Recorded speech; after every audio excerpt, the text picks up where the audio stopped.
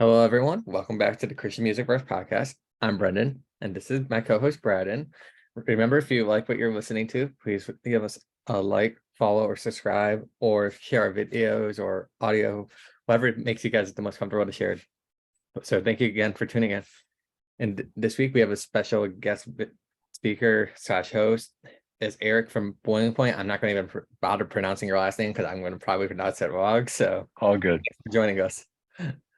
That's good to be with you guys. It's the Bjorklund of all things. There's a lot of Swedish and Scandinavian folk up here in Minnesota, and it's actually a really great way to figure out if someone's a telemarketer or not, because they always butcher it. But it's like the the artist Bjork from Iceland. I'm not sure if you guys are familiar with her, but Bjorklund.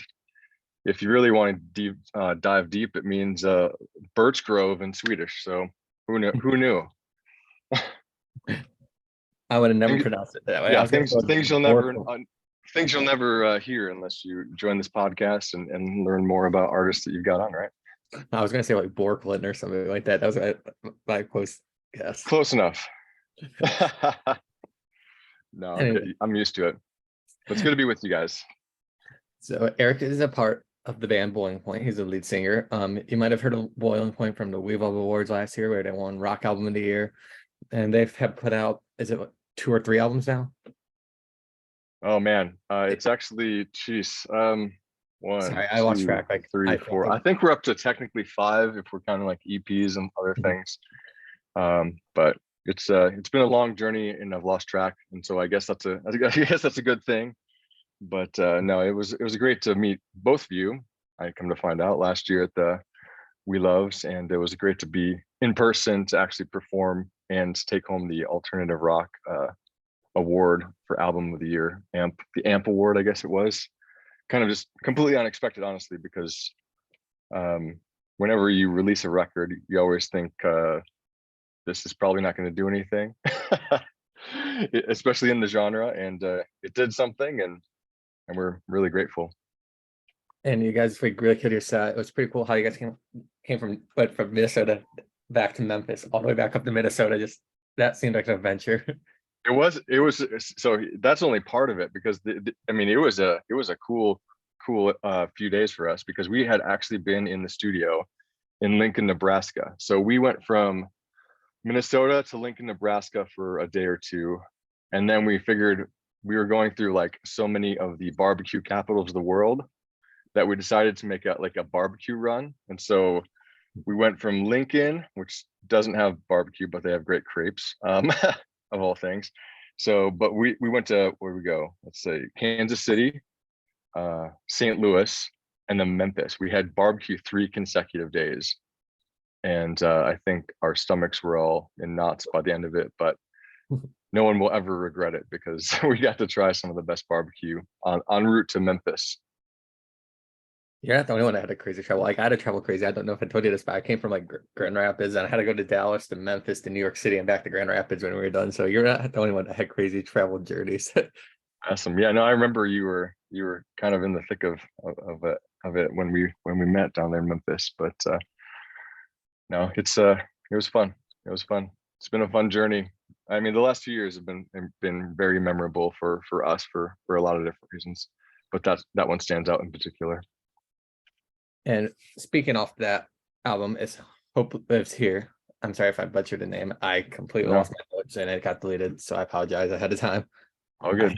Hope Lives Here. Yeah, it was part of like both an album, and then there was also a mini series.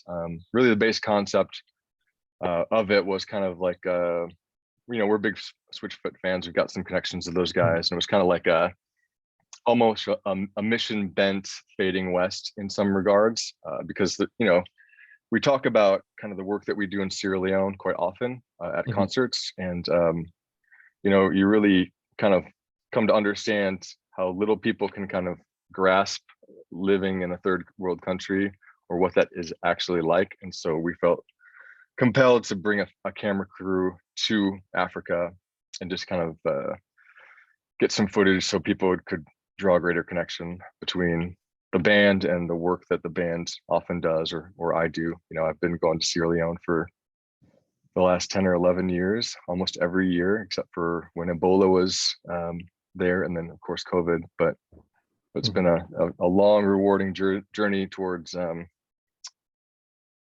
mission. Can you tell us a little bit about the mission that you guys do in Sierra Leone? Yeah, so Sierra Leone, if you don't know, is on the it's on the west side of Africa, and really we're involved in community development. So we're not only kind of developing the, folks' spirituality and people for Christ, but we also look at the kind of the long-term health and sustainability of the town and village that we work in, and so we've helped develop clinic to serve the people of the community, because prior to the clinic being built, folks didn't have really access to healthcare or any kind of medicine. It would actually be kind of a half an hour trip down the road, and there's some certain circumstances where that's not exactly ideal. The clinic has been especially big in developing healthcare for mothers, because prior to the clinic, there were a lot of kids who actually died in childbirth because mothers just didn't have the prenatal care and help they needed to actually have healthy deliveries. And I think now that the clinic's been operational for I think 8 years or something, there haven't been any. I don't think I've actually heard of any children dying in childbirth, which for an African country is pretty unheard of. We also built an extension to the school. Prior to the extension, there were 6 grades trying to work in 2 classrooms that they split in half. I think there were 150 students. So if you can imagine, 50 students in one very small classroom with a small divider, is what the grades were trying to work out of. And then the younger kids would have school outside, and oftentimes it would rain, so the kids would get sent home. So we were part of building 4 new schoolrooms and an office for the principal, and then helping bring in what are known as certified teachers there in Sierra Leone. They're actually government educated and understand kind of a set of curriculums and work off a curriculum. And so whereas the teachers were once volunteers when they had poor facilities, we moved into a situation where they've got certified teachers and kids are actually learning what they need to be learning for grade appropriate success and hopefully future success in school. We also helped bring a meal program to the school, because most of these kids live by farming. It's a farming community, and that's where most of their income and resources come from. And so sometimes there isn't enough for what we would consider three square meals a day. And so we wanted to make sure that kids were getting at least 1 meal a day with some protein. And so that program is now running 5 days a week, and kids are getting rice and some porridge and some kind of protein. And it also helps serve as an incentive to come to school, right? Because if you're not getting food at home, go to school, learn some stuff, and get fed. It's kind of a big deal. And then we've also been, I don't know, there's a long list of things, but we've been rehabbing wells, building wells, all sorts of stuff. And really my pull to Sierra Leone in the first place was my church partnered with this organization to build a well for that clinic, because every clinic in Sierra Leone needs a clean water source and a dedicated well for medical purposes. And so that's originally what sort of pulled me into the mission in the first place. And since then, I've just kind of fallen in love with the place and developed a lot of friends there, and want to help create a sustainable community where people have an opportunity to rise out of their circumstances or what they would normally get, which in Sierra Leone is not much chance to do much other than farm. Yeah, because when I saw a little bit of your trip in your music video, actually, Hope Lives Here. So it's like, yeah, kind of saw like a little sneak peek. Would you say that trip kind of inspired the album? Yeah, I mean, definitely. I think it was only a matter of time before, the bands kind of decided to take uh,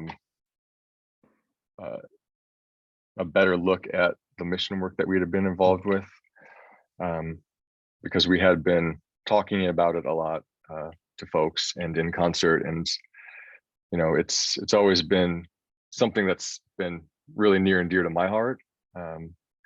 And so it was just kind of a matter of time being the kind of the guy who sets a lot of the vision and writes a lot of the music for the band. So it happened, and it happened in a big way, and I'm grateful because I think that truly, if you call yourself a Christian and live in the United States, I think everyone really needs to experience mission on some level in a third world country, because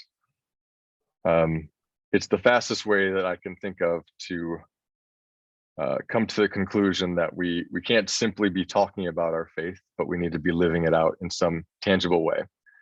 And I'm not saying that everyone needs to be going to Africa every year or some other foreign country, but there are things that each of us encounter every single day that I feel like we are, equipped and called to respond to in the people that we encounter.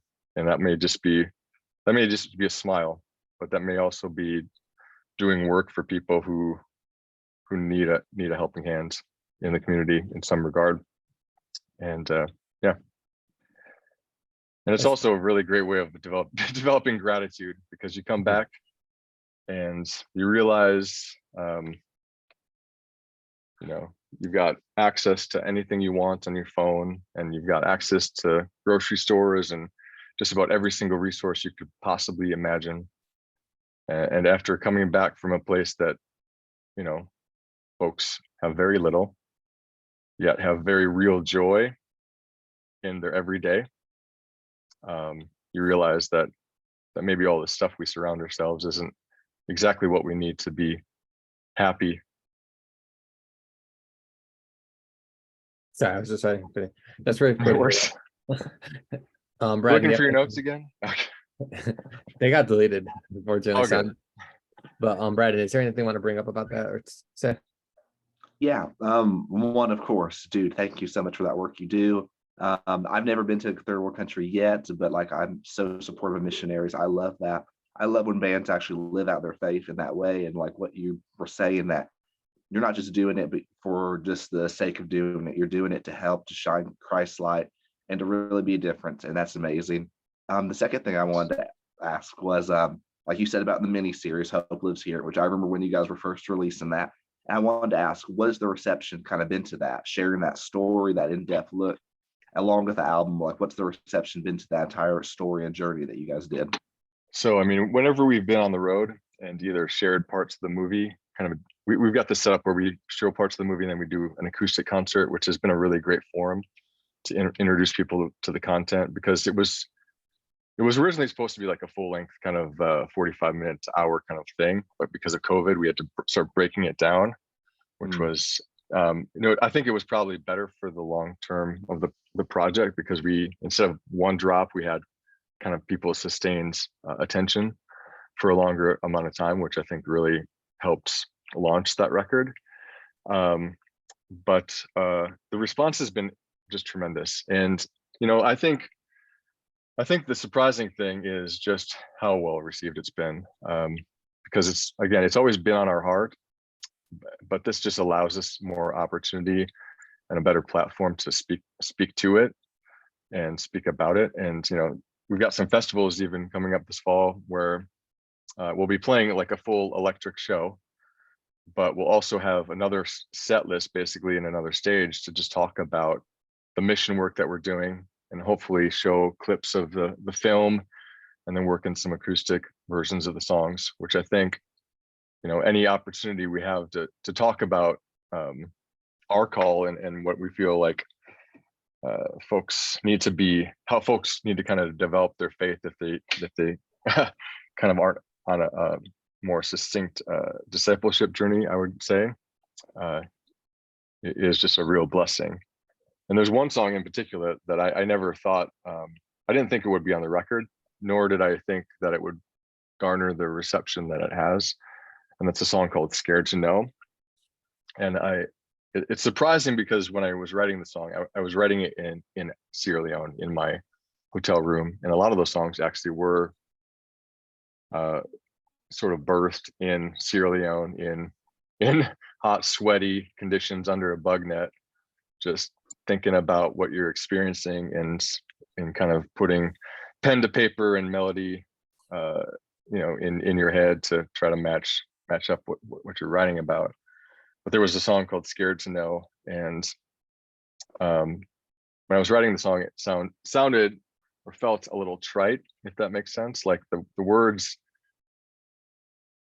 felt a little trite for the situation it was trying to engage. And that situation was on my first mission trip to Sierra Leone. I came face to face with an 18-month-old child who was brought in by his grandmother. And this kid, we put him in a scale, and he at 18 months weighed 11 or 12 pounds. And it was about as eye-opening an experience as a person can have, coming from a first world country, never having experienced malnourishment or seeing that on the face of such a small child. Because I mean, in the United States, you can have babies who are born at 11 or 12 pounds, right? And this kid had lived an entire 18 months of his life and hadn't gotten past 18 pounds. And so like, it was just beyond anything that we could deal with in our clinic, because he was so far gone that we basically took this kid and his grandmother and raised him to a Swiss clinic that specialized in malnourishment. And I'll never forget it. We laid this kid down on this medical table, this cold steel medical table, and this doctor took a look at him and flipped him over and basically pulled skin off bone, because that's all this kid was. He was a head and a skeleton and skin. And I talk about this often in concert, but I think that was one of the moments that I've been the least selfish in my entire life. And I think a lot of the team felt that way too, because we basically pulled everything out of our pockets and gave the grandmother all of our money, all of it. Like,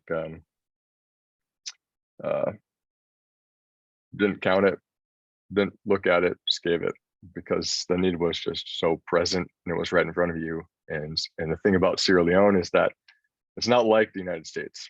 It's not like you show up and hospitals have to care for you. You show up in a hospital in Sierra Leone and you hope that they've got room for you. And then if they admit you, then you have to pay for your medicine, you have to pay for sheets, you have to pay for the room, you have to pay for food, you have to pay for all this stuff, right? But the grandmother couldn't even, afford food for this kid. So how the heck was she gonna, afford all this other stuff? And so, I mean, with that knowledge, I mean, we just gave out of this glaring need that was in front of us, because it was just like, it was awful. And that song, if you listen to the lyrics, does its best to ask. It's really my letter to that kid, saying that I hope you made it. I hope you got a chance, because most kids in that situation never get out of that situation. And I don't know if you know the story behind the song, I think it will probably bring a new light to the song, because there's a line in that song, in the bridge, that it truly expresses the cognitive dissonance I feel with that child, because on one side I want to know if you made it, and there's a very real part of me on the other side that is really scared to know whether or not that child made it through that, because I may not like the answer that I get, and that child haunts me and will haunt me for the rest of my life. Wow. Sorry, I was just trying to think of something correct to say. It's just hard to say something after so powerful like that and everything. So I appreciate it.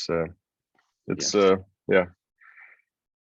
So like, long story short, go on a mission trip, expose yourself to situations and people that you would have never ever encountered otherwise, because it will change your life and your faith, I think, for the better. I think it will deepen it. I've gone on a few mission trips. So they haven't been out of the country, but I've been to Mississippi on a mission trip, and then I've been to South Dakota. So that's where I've been. Okay. So I mean, I think people think that they have to leave the United States to come into contact with really dire poverty, and that's not necessarily the case. There are certainly a lot of places also in the United States that have, unprecedented poverty, like the West Virginia. I've been to done mission work in West Virginia. I mean, other places, it's pretty eye-opening. So like when I was looking through listening to the album again, the song "Hope Lives Here" kind of reminds me of the song of "Love Is Here" by 10th Avenue North. I kind of got that kind of vibe from the song. Cool. I don't even know that song, but I'll have to take a Love Is Here by 10th Avenue North. Yes, it came off like a 2008 album, so I just got the vibe while listening to it. And then obviously Monuments is the one you performed at We Love Awards. What's your favorite song you've written? Can you tell us a little bit about your favorite song you've written? Oh man.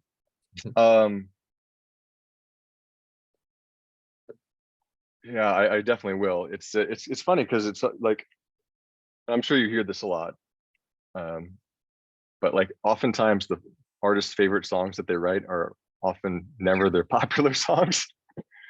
In this instance though, I mean, now that you brought it up, Monuments was I think a really special recording session, and I'll tell you a song that was just a labor of love, because I think on the morning that I had to record the lyrics, I didn't actually have a first verse.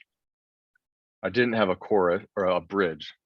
I had a second verse and a chorus, and that's what I had.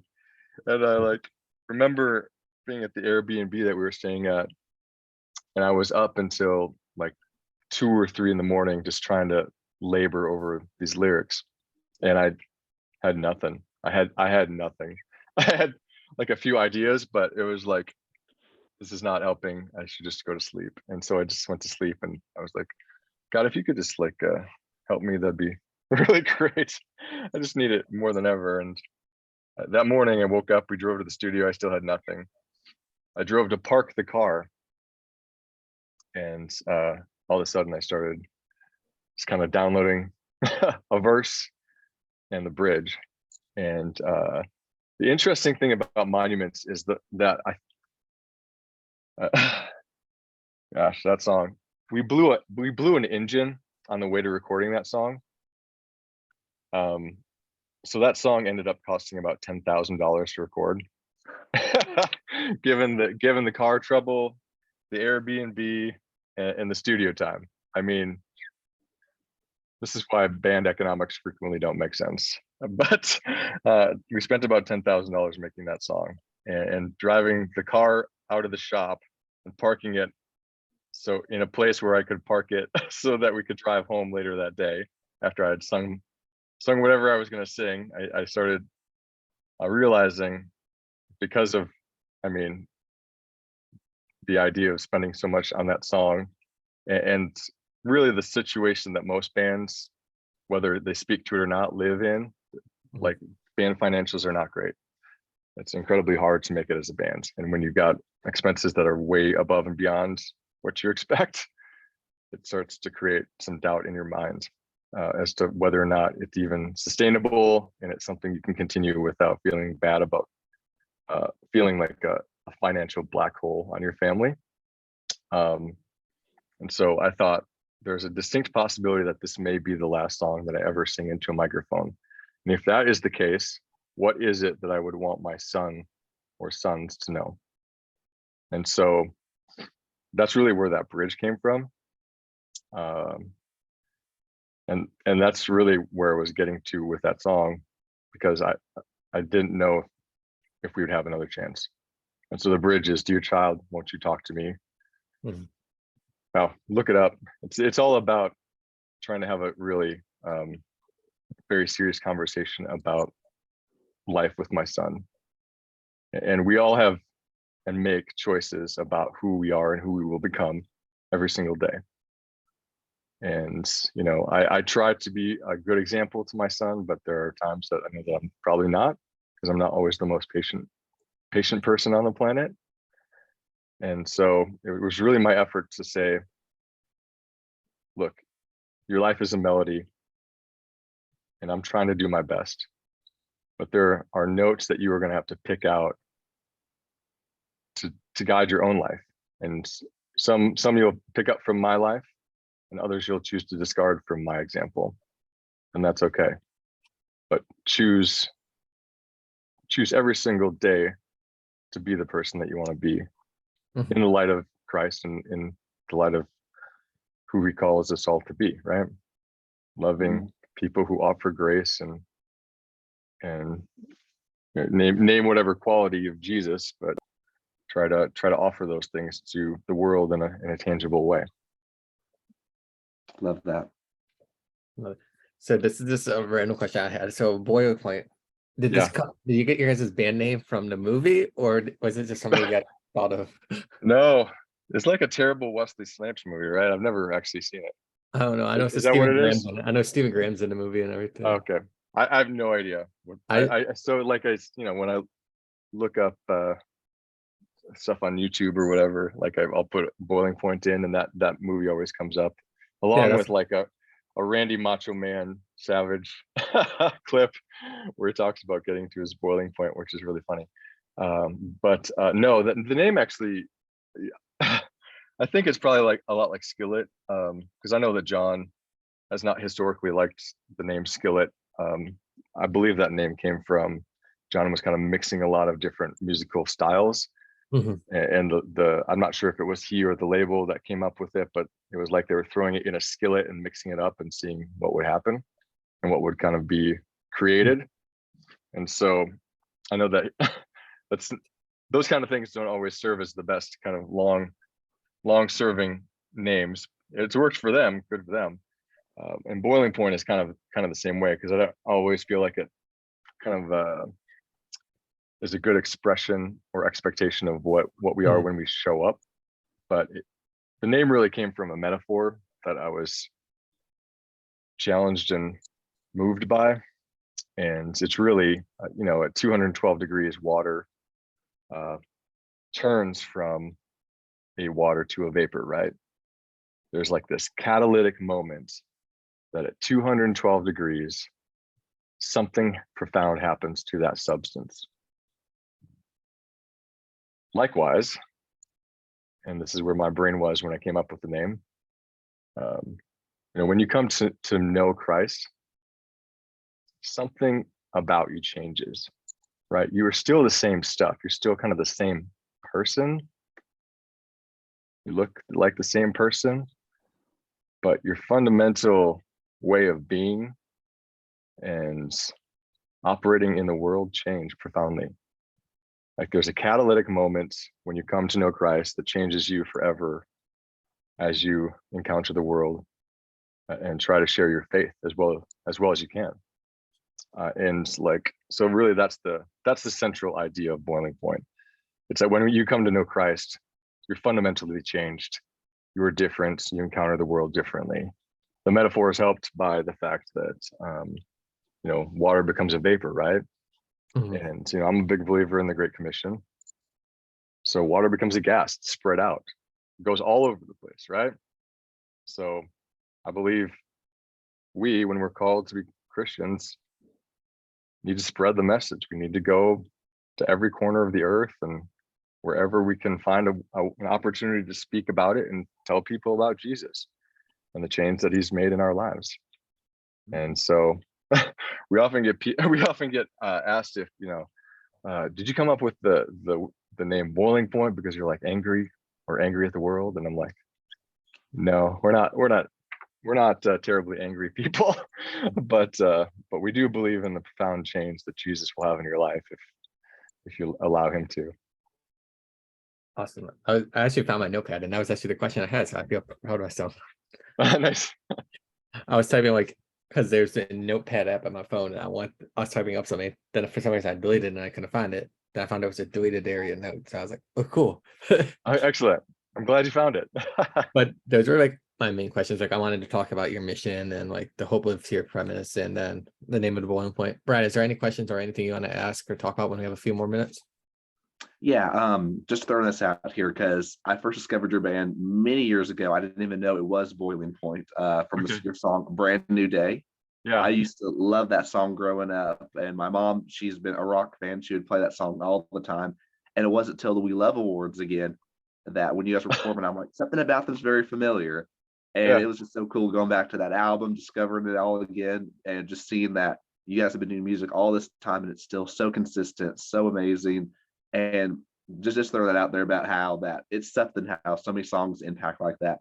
And because we don't even know who they're impacting or the lifelong effect it actually does.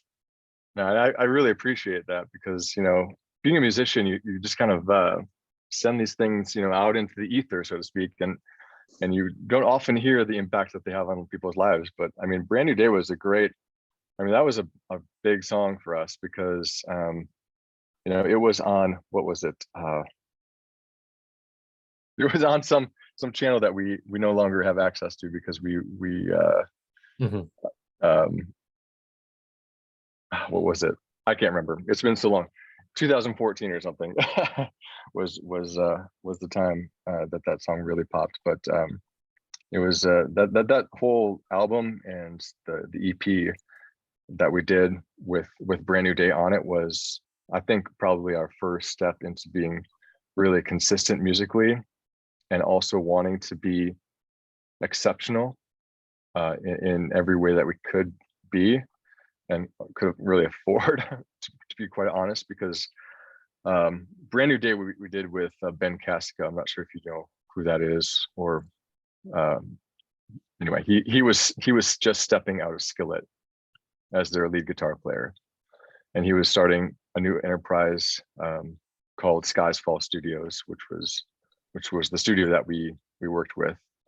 And the crazy thing about Ben coming into that experience was he had been on the road for 10 consecutive years and was stepping out and off the bus, so to speak, at 26 years old. So can you imagine Ben Cassidy starting Skillet at 16 years old and riding a bus for 10 years and having so much more experience than most of us will ever garner at 26 years old, that he stepped into producing music and songs and music videos and all this other stuff. And he was great to work with. He was extremely hard on everyone in the room because that was the experience that he stepped out of with working with Howard Benson and the Skillet Records. He told me about an experience that they were working with Howard Benson.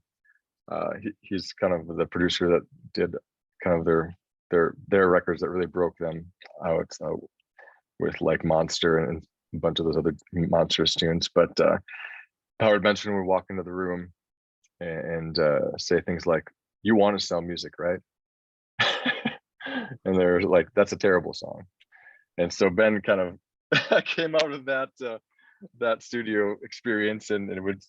I remember there was a song called "Ordinary Girl" on that More record, and we had a guy in the band at the time who had stayed up till 4 o'clock in the morning writing lyrics for a second verse for that song, and he played them for Ben, and in less than 30 seconds, Ben said, "I don't think that's gonna work." And it just guy had stayed up basically all night working on this verse, and then the 30 seconds kind of shot it down. And the song got to where it needed to be, but it's just kind of a funny story of the things that the bands have to go through and the growing experiences that bands have to experience to kind of self-edit to get to songs that just become better songs. Anyway, long story short, I appreciate the Brand New Day comment. It's really cool you said that. Like, it's just really cool to hear different stories from like your perspective about other artists or other artists talking about artists too in general too. So, Brad, anything else you want to add? I don't believe so, other than thank you again for Yeah. talking with us. Thank you for sharing your story, your album, and just all that you've been doing. It's amazing talking with you, amazing hearing about all that and the journey that this music has been. I appreciate it. Thanks, and you guys keep up the good work too, right? I saw the Ross episode, and you guys are doing some good work. Ross King is the real deal, and I hope that you can continue to pull some kind of really very real stories out of people, because I think there's significant value in the Christian community hearing from artists. And thank you again for the kind words. Like, this is actually a surprise episode. Like, if you realize, we put on our social media that we have 2 guest stars coming up in like the next couple weeks, and we're keeping your episode a surprise. So this is just gonna be like a surprise dropped episode. So surprise everybody that's listening. Here's our surprise episode. Awesome. Well, it's good to be a surprise, and always a pleasure to connect with you both. And Brandon, I hope to get to see you again sometime soon. Okay. Definitely. You too. And Brad, both of you, basically. This is our nightmare. So like we tell everyone that's with us, I'm Brendan and he's Brad, and so like our names Brandon. and then like during the Wave Up Awards we had Brandon Murphy as a host, so Kevin's nightmare was like just all 3 of us. I met both of you, but it's I haven't met, well, I very briefly met Brandon, so I want to get a chance to connect with you a little bit more. Brandon, you and I have connected quite a bit, I feel, given the opportunities that we've had. So you know, it's I look forward, long story short, I look forward to the next time we get to talk, and hopefully we get some time to hang out. Well, thanks again for joining us. Thanks to everyone that tuned in this episode. Stay tuned tomorrow for another episode. So it's a double episode week, so you guys aren't lucky, you guys get to hear us twice. So but have a great day everyone, and we'll see you next time.